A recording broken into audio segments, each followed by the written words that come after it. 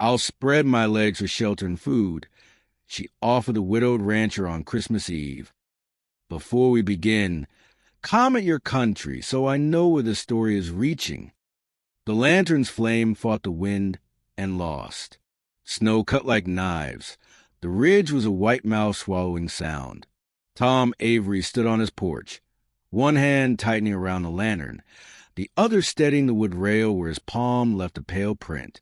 He had learned, bitterly, that the prairie was a place that took without asking. For 3 years the house had been an outline of the life he once knew. Empty chairs, a rocking horse that never moved, a bed with one side unmade. Christmas Eve had become a hollow calendar entry. Then a shape broke the white. She came like a second dark horizon, enormous against the snow, moving with the tired deliberation of someone who had been walking into the end of the world. Her shawl was ragged, her hair iced in crystals, and she looked as if she had been measured by hardship and found wanting. When she reached the porch, she did not knock. She stood, wind roared around her, and named a price the land often demands of the desperate. I'll spread my legs for shelter and food, she said, simple as gunmetal. There was no pleading sewn into it, no coquettishness, only the math of survival. Tom heard the syllables and felt the room inside him rearrange. Clara, his daughter, peered around the curtain with wide, uncomprehending eyes. The world had been kept small for her. This sentence pulled a new, harsh edge across it. Tom stepped down into the drift. The woman lifted her face. Snow glazed her lashes. Her black eyes were bright as flint. "Name," he said, voice low enough to keep the storm from swallowing it. "Tell me your name." "Lena," she answered. "Lena Rivers." The name carried no story. It was a placeholder for a life Tom could see had been unmoored. He could have locked the door and let the wind have her. He could have told Clara to stay and retreat to the safety of arrangements. Instead, he opened the door wide and stepped aside. "Come in," he said. "No barter. No bargains. Just come in." She hesitated, a flesh-bound animal who had been trained to expect cause for kindness. When she finally crossed the threshold, she nearly fell, and Tom caught her, feeling the odd weight of her, tall and hard as a tree trunk, tempered by hunger. He carried her in with a steadiness that surprised him. She fit awkwardly in his arms like a piece of miscut lumber that nonetheless belonged to the beams of a house. Inside, the stove clattered, the fire coughed into life. Clara wrapped blankets around Lena with the reverence of a child performing a small miracle. The stranger's breathing stuttered from the cold, then steadied. Her hands were scarred in ways that suggested a life of labor and survival rather than violence. She refused to let anyone see how close to breaking she had been. "Why did you come?" Tom asked, not out of curiosity, but because silence in the presence of a person who had given up felt like an insult. "Someone's after me," Lena said. The words were a rock dropped into quiet of the cottage. Tom felt them sink. "I've been on the road for months. They burned my place, killed those I loved. I ran." Tom thought of Clara's small face, the way she traced the grain of the table with one fingertip, like it was a map to a vanished place. He thought of the coffin his wife had occupied and the long empty nights after. Something in him answered to the rawness in Lena's voice rather than the exactness of her tale. People who had lost everything recognized each other by a soft, almost invisible code. The way grief made you small, and the way survival made you hard. "You don't owe me anything," he said. "Rest. Eat. Tomorrow we'll talk about the rest." She sat by the stove, hands curled around a tin cup until they were warm. At first she spoke in short, hoarse sentences that gave nothing away. Over hours the sentences lengthened, softened. Clara asked the questions children ask with a bluntness that strips pretense away. "Do you have a family? Were you happy?" Lena blinked at her, and something like a smile, brief and unfamiliar, softened the corners of her mouth. When the night closed in and the wind scoured the windows clean, Lena told part of her story, not in dramatic arcs, but in enumerations. Names erased, houses burned, tracks lost.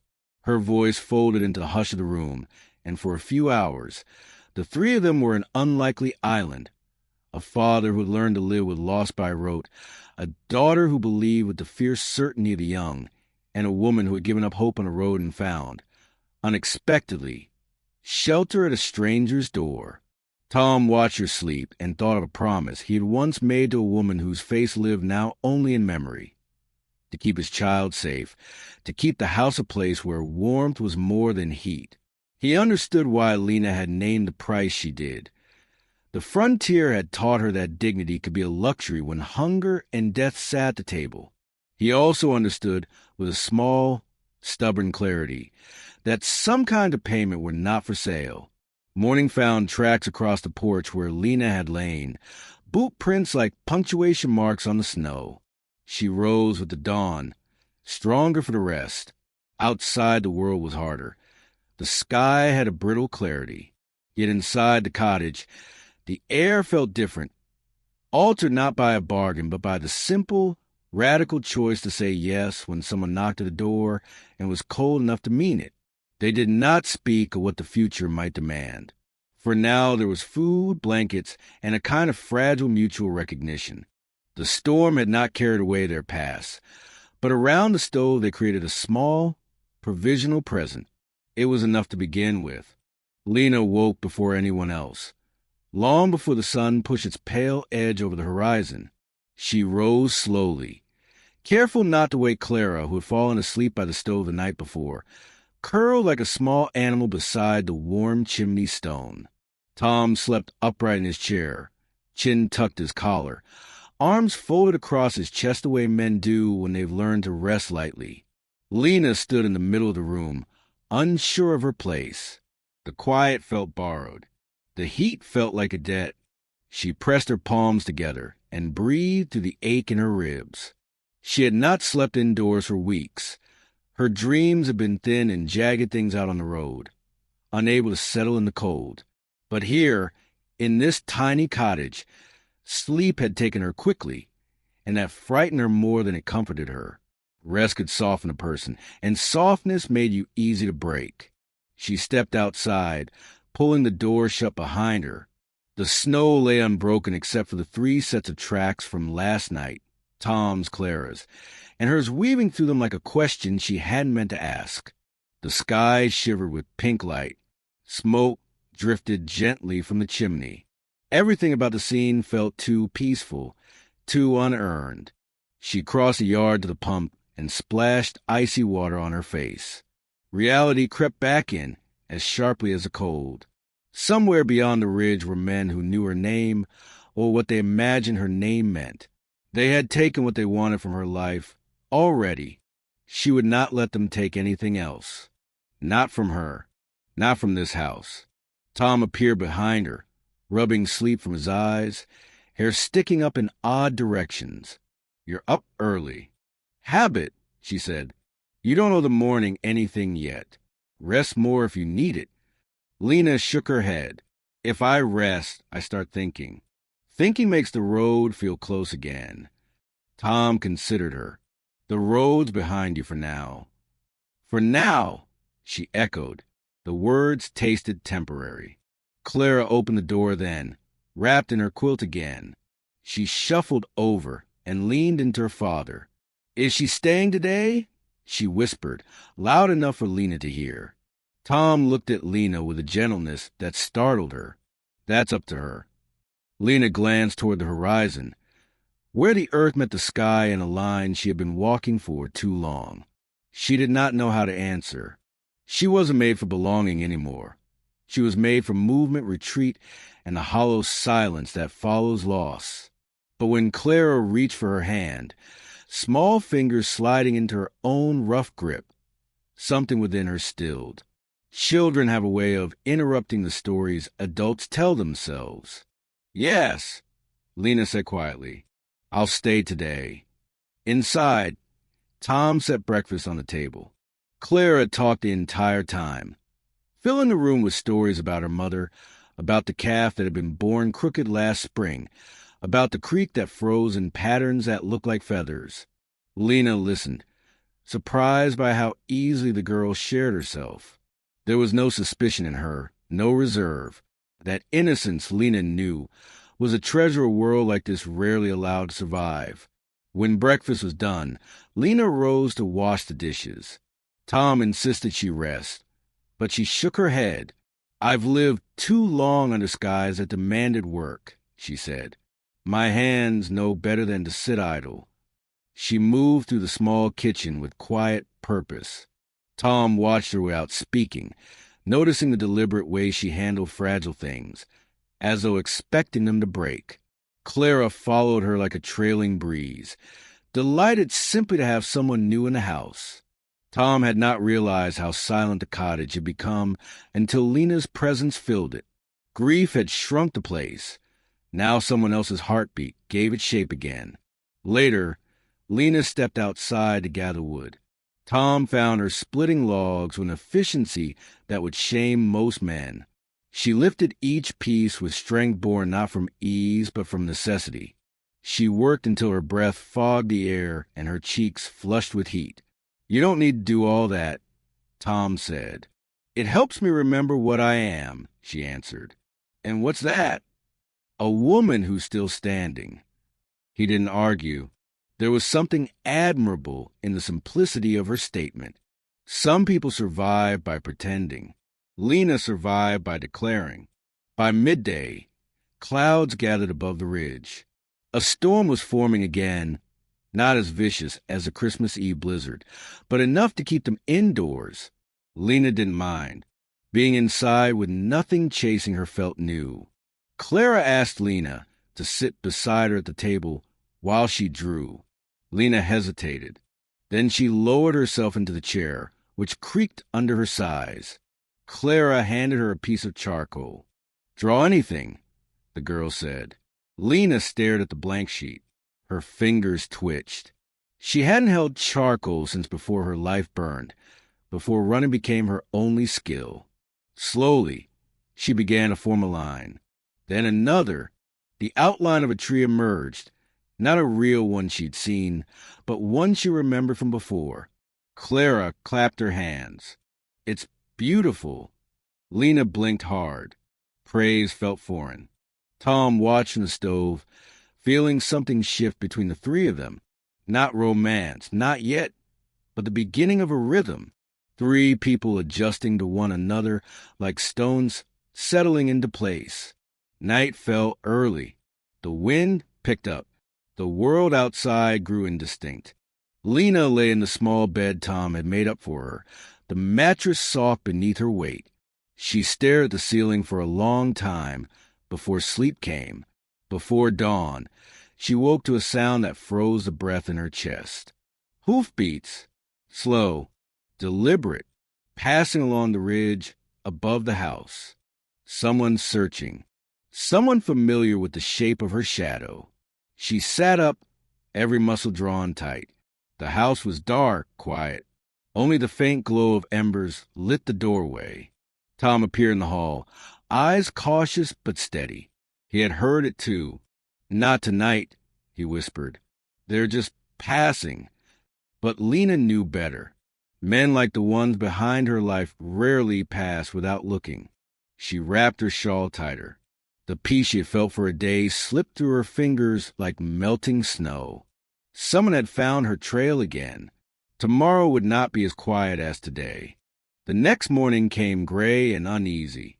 Snow had stopped, but the air held a tight stillness that made every sound sharper than it should be.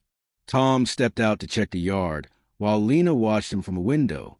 She noticed the way he paused at the fence, eyes tracking the ridge where the riders had passed hours earlier. He didn't call out to her, but she could tell from the set of his shoulders that he had found something. She joined him at the fence. The wind tugged at her shawl as she studied the prints in the frost. 3 horses, slow pace. They had lingered. No attempt to hide their tracks. "Do you know who it is?" Tom asked. Lena didn't answer at first. Words were like splinters, Once pulled out, they brought blood with them. There was a man, she finally said. A man who made a promise to himself that I didn't agree to. I left before he could collect on it. Tom watched her carefully. Is he dangerous? Yes, Lena said, but not the way you might think. Men like him don't need guns to do harm. They use certainty. The belief that the world belongs to them, that people belong to them. Tom didn't press her.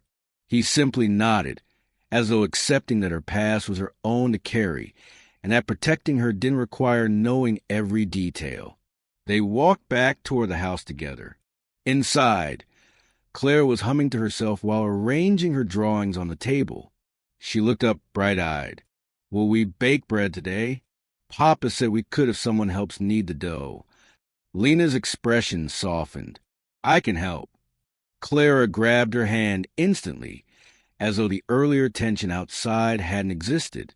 The child's trust was a bomb, her insistence on joy a stubborn defiance against the world hardness. Lena worked beside them in the kitchen, rolling dough with hands that had once known only labor and loss. Tom glanced at her every so often, not with worry, but with a kind of quiet study. He was learning her, piece by piece, without demanding anything in return. It was strange how quickly the house had reshaped itself around her presence. The storm held off, allowing a sliver of sunlight to reach through the window. Lena found herself warmed more by the small domestic noise and the fire, the scrape of bowls, Clara's chatter, Tom's steady breath. She had forgotten how human closeness sounded. After the bread cooled, Tom suggested they take a walk to the barn. He needed to check the tools before the next storm. Lena followed, grateful for movement.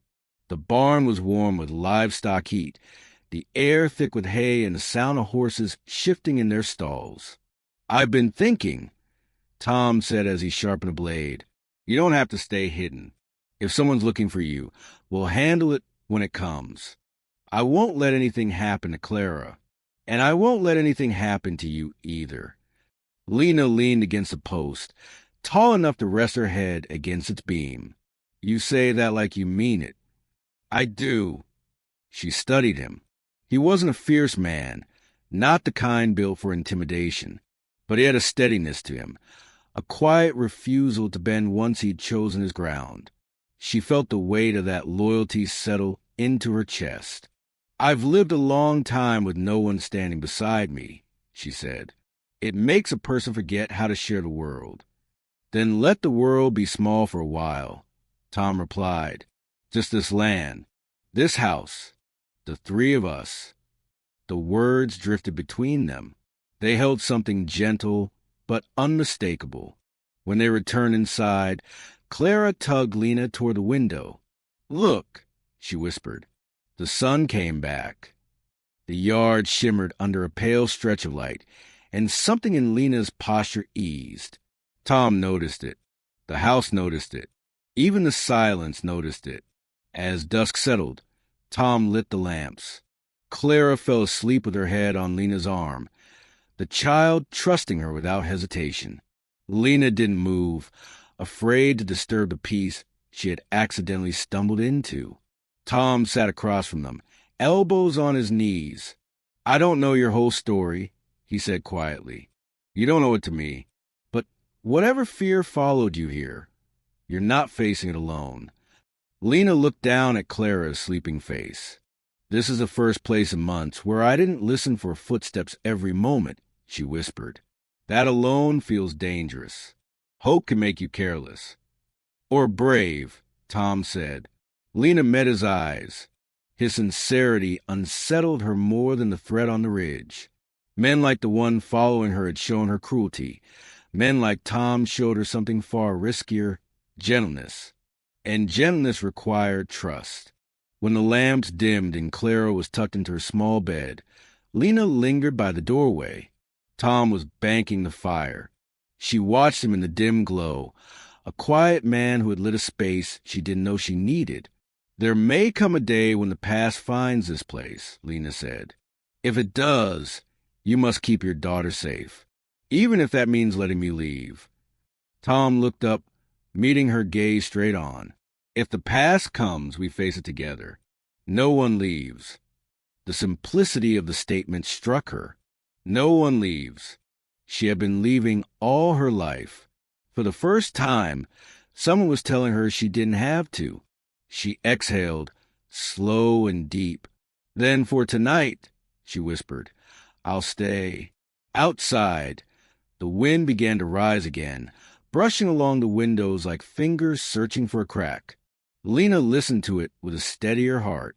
This time she was not alone, and something inside her, something long dormant, stirred awake. It was not safety, not yet, but it was the beginning of belonging. The next days passed in a rhythm Lena had never expected to taste again. The house felt warmer, not from the stove, but from the simple repetition of shared living. Morning chores done side by side. Clara's laughter echoing across the yard as she tried to mimic Lena's long strides. Evenings quiet but full, the kind of quiet that soothed instead of warned. Yet beneath every moment lay the faint hum of something unfinished, the slight shadow of hoofprints on the ridge. One afternoon, as the sky began to clear after a light snowfall, Tom asked Lena to join him by the fence line. The world seemed polished and new. The mountains rose sharp against the winter blue sky. Clara played near the porch, dragging a stick through the snow in looping patterns. They walked slowly, their breath rising in small clouds. Lena kept scanning the horizon, a habit carved into her bones. Tom noticed, but didn't interrupt. He simply walked with her until she spoke. I've been thinking, Lena said. I'm not the woman I was before all of this. Loss changes shape every few months. It pulls pieces away, adds new ones you didn't ask for. Tom nodded. I know the feeling. I don't know how to build a life that won't fall apart again. You don't have to build it alone. She looked at him then, really looked. The man whose kindness had been steady, whose grief had softened into something gentler, whose house had become a place she no longer felt like a stranger. He wasn't asking anything of her. He was offering a small, quiet promise in a way only someone who had already been broken could offer it. When they reached the far corner of the fence, Tom rested his hands on the rail. There's something you should know, he said. This isn't the first winter Clara and I have had guests. Folks pass through each year, some lost, some hiding, some hungry. But you're different. You didn't just arrive. You settled. Lena's throat tightened. I didn't mean to. Sometimes roots happen by accident, Tom said. Sometimes a person needs a place more than they realize. The wind picked up, brushing stray hair across Lena's cheek. She exhaled long and slow.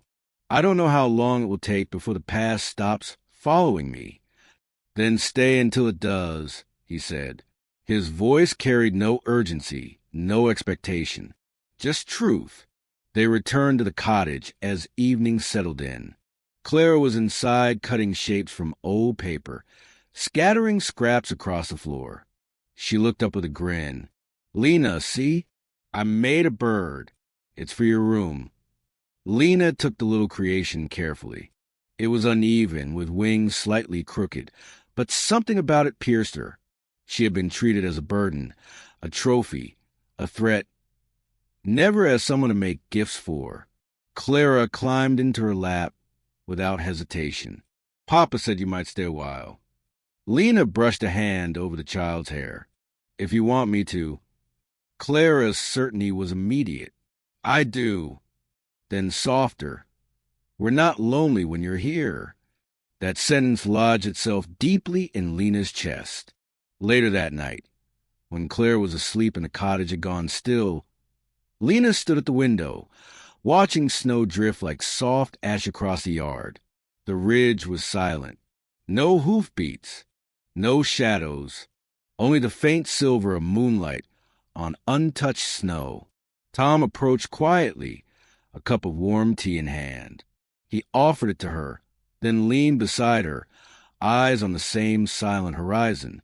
You don't owe me an answer tonight, he said, but I need you to understand something. The moment you walked through that door, everything in this house shifted. Clara found her laughter again. I found a piece of myself I thought the cold had taken. And you found room to breathe. Lena held the cup with both hands, absorbing its warmth. I've been afraid to stop running, she whispered. Afraid that if I stood still too long, someone would take advantage of pause. No one will take anything from you here. His voice carried the weight of belief, not bravado. That made it stronger. She turned to him. What the past finds us. Then we meet it on this porch together, he replied. Something inside her, something long frozen, thawed with slow certainty. She didn't answer immediately, but when she finally spoke, her voice had steadied. Then I'll stay, Lena said. Not just today. Not just until the snow melts. I'll stay until this place no longer feels borrowed. Tom let out a breath he'd been holding for days. He didn't smile wide. He didn't reach for her. He simply stood beside her with a quiet gratitude that said more than either gesture could. The moon climbed higher. Snow glowed faintly in its light. Inside the small cottage, life settled itself into a new shape. Not dramatic, not sudden, but surer. Clara shifted in her sleep, murmuring something that made both adults glance toward her room. It felt like a beginning. Lena rested her hand lightly on Tom's. He didn't move, didn't startle. He just let their hands warm each other. Two survivors learning the first stillness they'd known in years. Outside, the world remained cold. Inside, something lived again. If you want another part to continue their story, comment the word snowbound